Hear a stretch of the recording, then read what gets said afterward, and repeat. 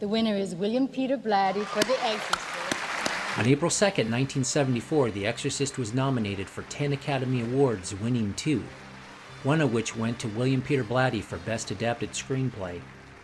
Among the people he thanked upon receiving the Oscar was the film director William Friedkin, who had assisted the author on the screenplay's revisions. But what if that didn't happen? What if Friedkin accepted any of the earlier versions of the screenplay? Would the film still have been successful or a cultural phenomenon? In this video, we are going to focus on 5 things from the first draft that would have changed The Exorcist.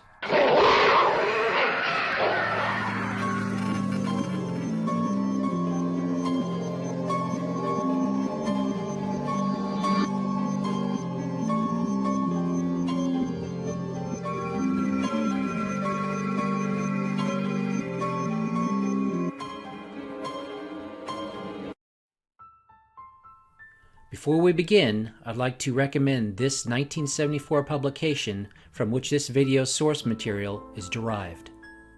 Number 1. No prologue.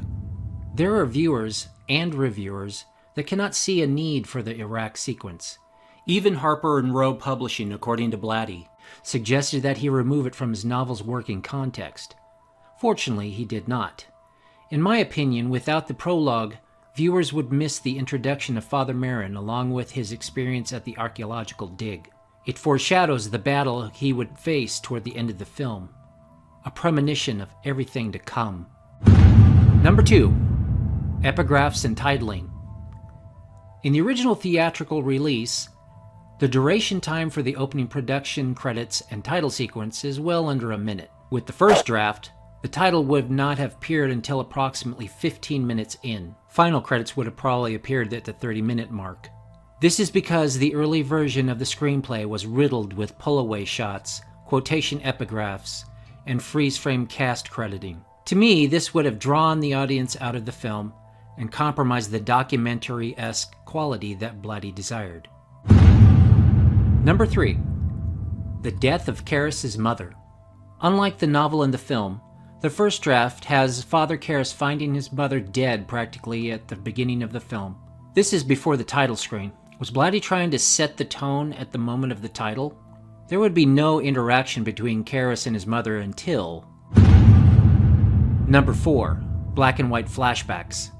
Blatty wanted the documentary realism that he saw Friedkin give in The French Connection.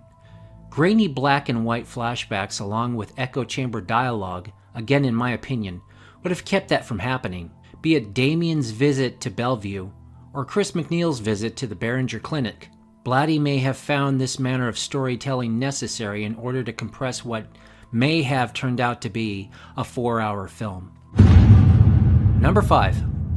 Regan's bear sculpture. This change may have been quite trivial. In the novel and theatrical release, Regan presents her mother with a bird sculpture, but not in the first draft. It's a bear. What was the reason for the change, and would it have mattered? Blatty would write that the cosmic significance to the sculpture becoming a bear was that his youngest daughter was very fond of them. In fact, she would call her father Papa Bear, very much like Chris MacNeil would call Regan Baby Bear.